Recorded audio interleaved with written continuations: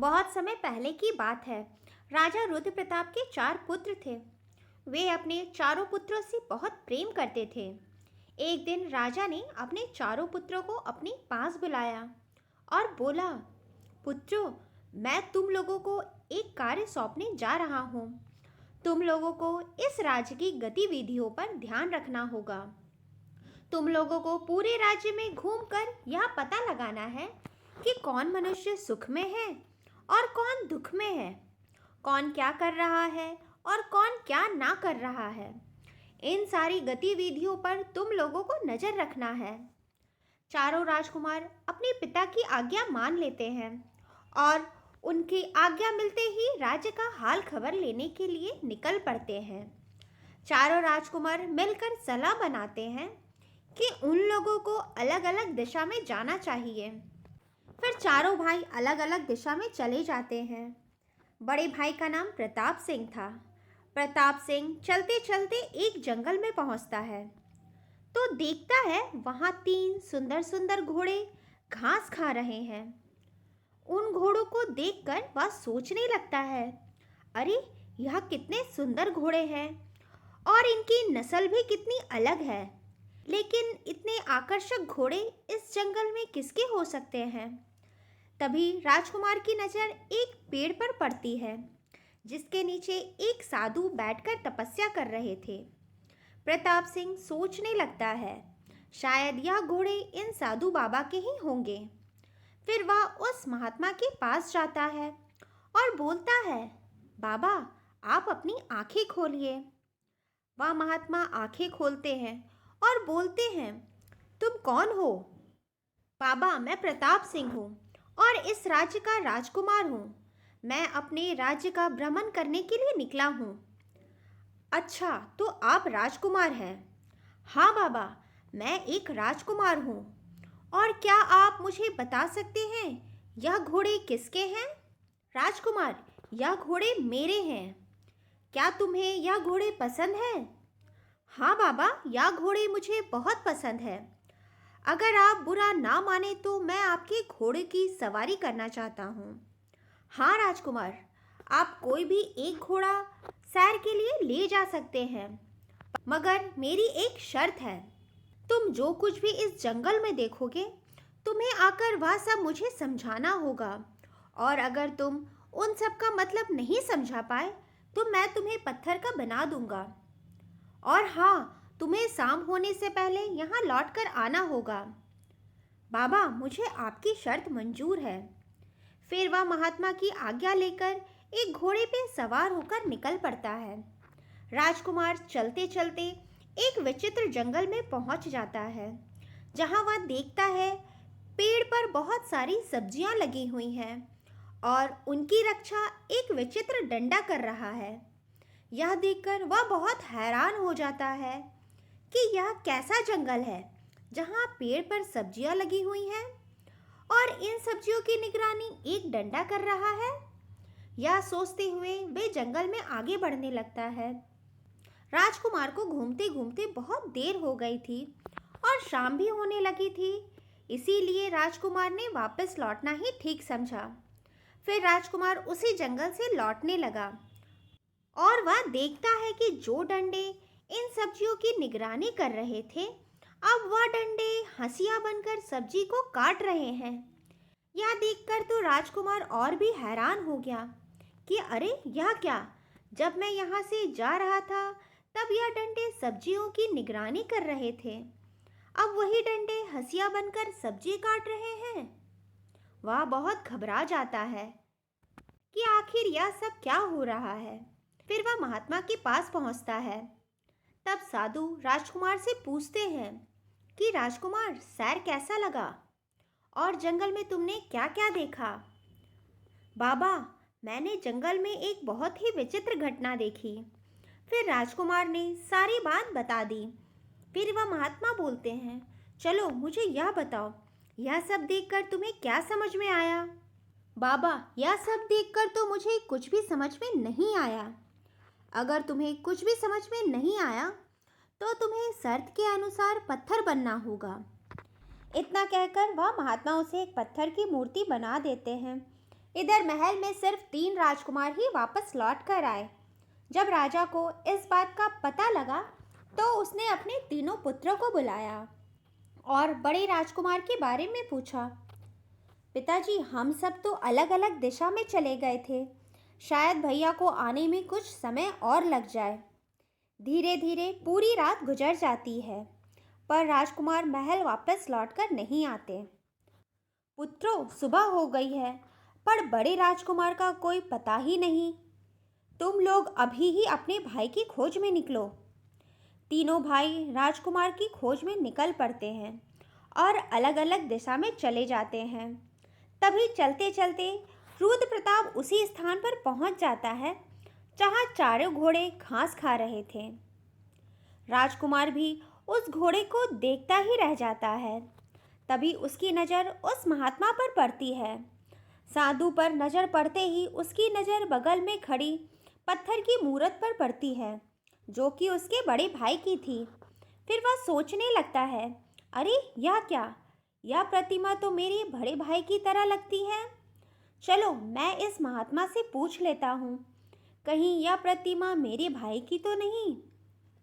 फिर वह महात्मा के पास जाता है और बोलता है, बाबा, मेरी सहायता करिए। क्या हुआ बालक, तुम चिंतित क्यों हो? बाबा, मैं अपने बड़े भाई को ढूंढ रहा हूँ, जो हूबहू इस प्रतिमा की तरह लगती है। अच्छा, तो ये तुम्हारे बड़े भाई हैं। मैंने ही इसे पत्थर का बनाया है, क्योंकि इसने मेरे सवालों का जवाब नहीं दिया था।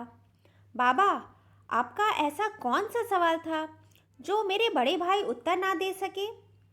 फिर वह महात्मा रुद्र प्रताप को सारी बात बता देते हैं। यह सुनकर राजकुमार भी हैरान हो जाता है।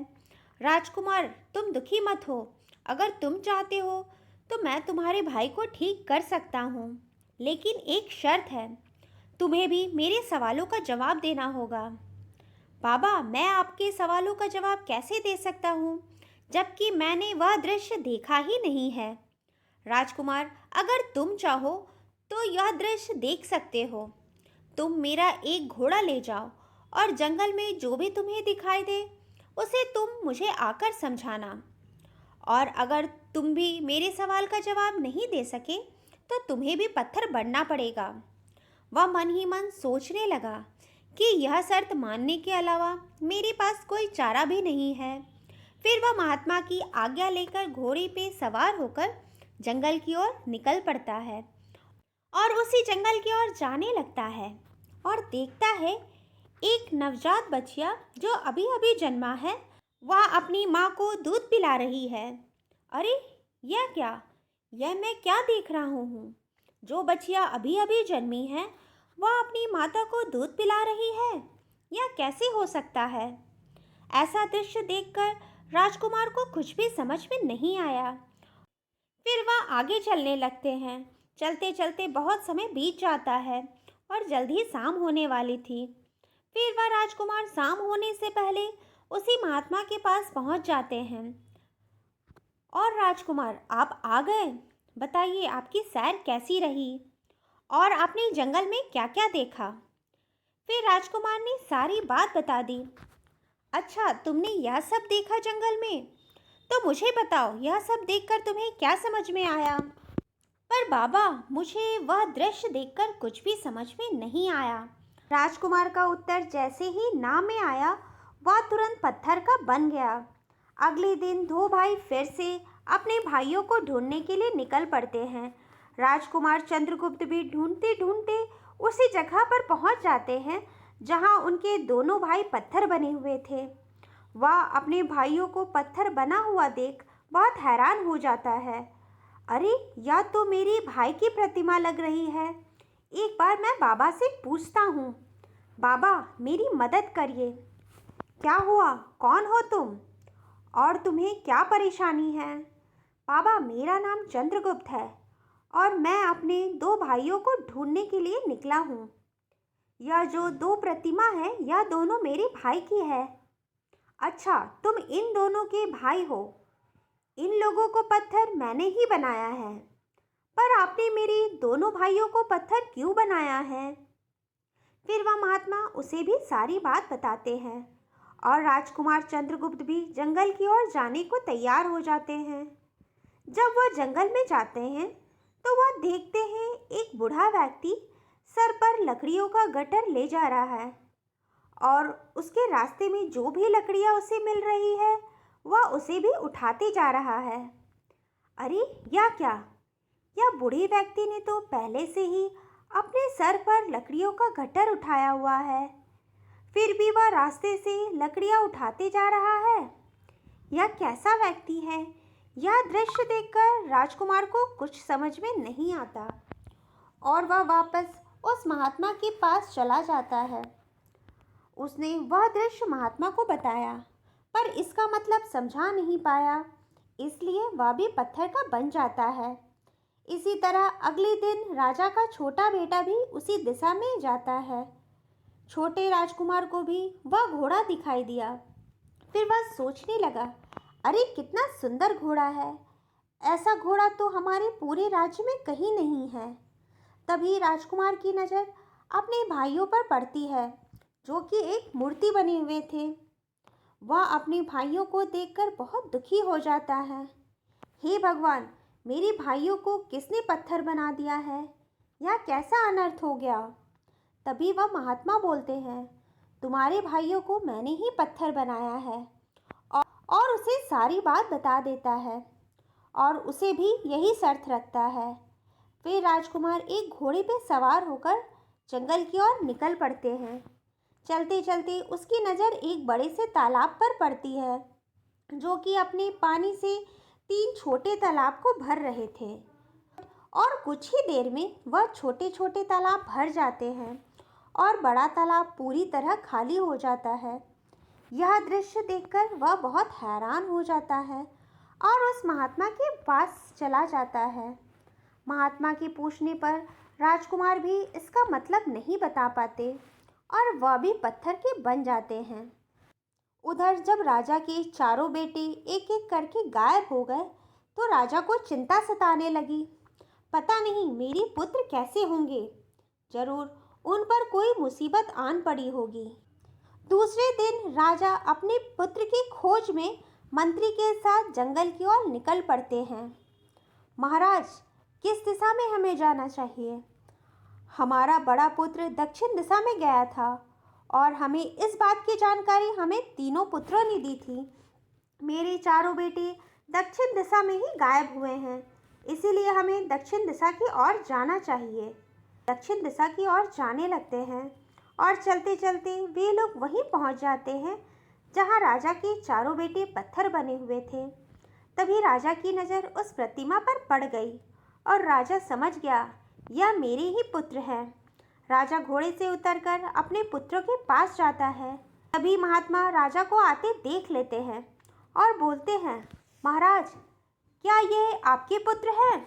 हाँ, यह मेरे ही पुत्र हैं, पर इनका यह हाल कैसे हुआ? आपके यह पुत्र मेरे सवाल का जवाब नहीं दे पाए, इसीलिए मैंने इन्हें पत्थर का बना दिया। आपने ऐसा कौन सा सवाल पूछा था जो मेरे पुत्र जवाब नहीं दे पाए? महाराज, अगर आप मेरे सवाल का जवाब दे दें, मैं आपके पुत्रों को ठीक कर सकता हूँ। हाँ हाँ, पूछिए, आप मुझसे कौन सा सवाल पूछना चाहते हैं? मैं आपको आपके बड़े पुत्र का सवाल बताता हूँ। उसने जंगल में देखा कि पेड़ पर सब्जियाँ उगे हैं और उनकी रक्षा एक डंडा कर रहा है, पर थोड़ी ही देर बाद वह डंडा हंसिया बनकर उन सब्जियों को काट रहा है। महाराज, अगर आपको यह दृश्य देखना है तो आप मेरे घोड़े को ले जा सकते हैं। नहीं नहीं साधु महाराज, मुझे इसकी आवश्यकता नहीं, मैं यहीं से आपके सवालों का जवाब दे सकता हूँ। इस दृश्य का मतलब है कि वह एक ऐसे आदमी की तस्वीर है जिसके पास कुछ पैसे सुरक्षा के लिए रखे गए हैं और जब उस पैसों का मालिक अपना पैसा मांगने आया तो उस आदमी ने उस पैसे को खर्च कर दिया और या फिर कहीं छुपा दिया हो जिससे वह पैसा मालिक को ना मिल सके। राजा ने जैसे ही पहले दृश्य का मतलब बताया, उसका बड़ा बेटा पहले की तरह ठीक हो जाता है। महाराज, मेरा दूसरा सवाल सुनिए। आपके दूसरे बेटे ने एक पैदा हुई बछिया को देखा जो अपनी माँ को दूध पिला रही थी। तो इसका क्या मतलब हुआ? अरे साधु, यह तो बहुत अजीब बात है। उस दृश्य को देखकर किसी ऐसी स्त्री की याद क्यों नहीं आई जो अपनी बेटी की कमाई पर जिंदा रहती है? राजा का यह कहते ही उसका दूसरा बेटा भी जीवित हो जाता है। चलो राजा, अब मेरा तीसरा सवाल सुनो। जो तुम्हारे तीसरे बेटे ने देखा था, उसने देखा एक बूढ़ा व्यक्ति अपने सर पर लकड़ियों का गट्ठर रखा हुआ है और फिर भी वह रास्ते से पड़ी लकड़ियां चुन रहा है। तो इसका मतलब क्या हो सकता है? यह इस बात को दर्शाता है कि कुछ लोग ऐसे भी होते हैं कि जिनके पास जितना भी धन हो पर वह उससे संतुष्ट नहीं होते और वह और की लालसा में रहते हैं। राजा के इस उत्तर बोलते ही उसका तीसरा बेटा भी जीवित हो गया। महाराज, अब मेरा अंतिम सवाल सुनो। तुम्हारे चौथे बेटे ने एक ऐसा तालाब देखा जो 3 छोटे तालाब को भर रहा था, लेकिन अंत में वह बड़ा तालाब पूरी खाली हो जाता है और 3 छोटे तालाब पानी से भर जाते हैं। वह बड़ा तालाब उन आदमियों के समान है जो दूसरे को देने के लिए अपना सब कुछ खर्च कर देते हैं और बदले में उन्हें क्या मिलता है? कुछ भी नहीं। राजा की इस जवाब के कहते ही उनका चौथा पुत्र भी जीवित हो जाता है। वाह महाराज, वाह! आप तो सचमुच ज्ञान के प्रतीक है। मैं आपसे बहुत प्रसन्न हूँ। आप मुझसे कोई भी वरदान मांग सकते हैं। साधु महाराज, मुझे कुछ भी नहीं चाहिए। बस मेरे पुत्र पहले की तरह ठीक हो गए हैं और मुझे क्या चाहिए? बस आप अपना आशीर्वाद हमारे राज्य में बनाए रखें ताकि कभी भी किसी भी चीज़ की तकलीफ ना हो। तो दोस्तों, कहानी कैसी लगी हमें कमेंट करके ज़रूर बताएं और अगर अच्छी लगे तो लाइक और सब्सक्राइब करना ना भूलें। राधे राधे।